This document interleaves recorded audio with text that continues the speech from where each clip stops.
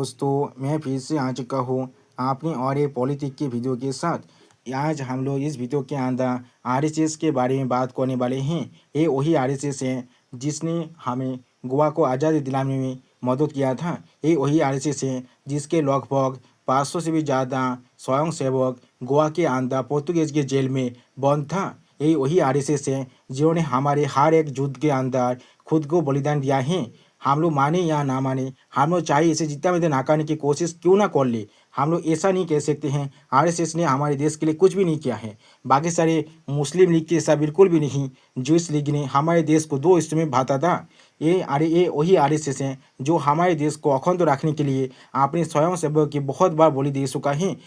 अगर हम लोग 1965 के वार के बारे में बात करें, जहाँ पर चाइना ने हमारे ऊपर पीठ में खंजर भोंका था, तो अब यही आरएसएस का दल था जो ने आपने खुद के रक्त को दिया था, आपने खुद के खून को दिया था हमारे सोल्जरों को फाइट करने के लिए। आपने खुद के खून को दिया था आपने सोल्जरों को सिर्फ इसलिए क्योंकि बहुत बार सोल्जर को युद्धों में ऐसी चोट लग जाता है जहाँ पर खून की बहुत ज़्यादा ज़रूरत होता है, इसलिए। और दूसरी तरफ वही कम्युनिस्ट पार्टी हैं जिन्होंने अपने सोल्जरों को खून देने के लिए अपने लीडर को ही आपने दौड़ से बाहर निकाल दिया था।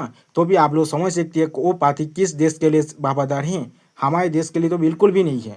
ये आप पसंद करे या फिर ना करे। और वो सारे लेफ्टिस्ट आइडियोलॉजी के ह्यूमन जिन सारे ने हमारे देश को बार बार कहते हैं, बार बार नीचा दिखाने की कोशिश करते हैं, जैसे कि हमारे देश सच में कोई हेल हुई है। जैसे ट्रम्प ने कह दिया था, वो ट्रम्प जिसका बात पर आज कोई भी यकीन नहीं करता, कोई भी किसी भी तरह की ट्रम्प की बात पर यकीन नहीं करना चाह रहा है। कोई भी देश के किसी भी लोग या तो भी अमेरिका के खुद के नागरिक भी आप ट्रम्प पर ज़्यादा यकीन नहीं करते हैं।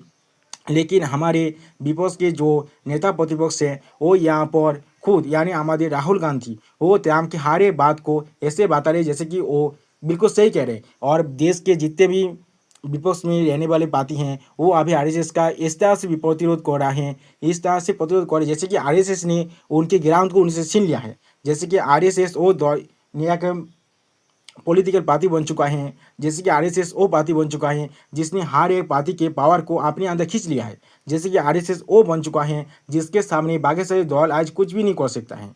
वैसे ही आरएसएस को जो चाहे वो कह सकते हैं आप लोग के, लेकिन आप ये नहीं भूल सकते हैं आरएसएस वही दल है, आरएसएस वही संगठन है जिसने हमारे देश में आज़ादी के बाद सबसे ज़्यादा काम किया है।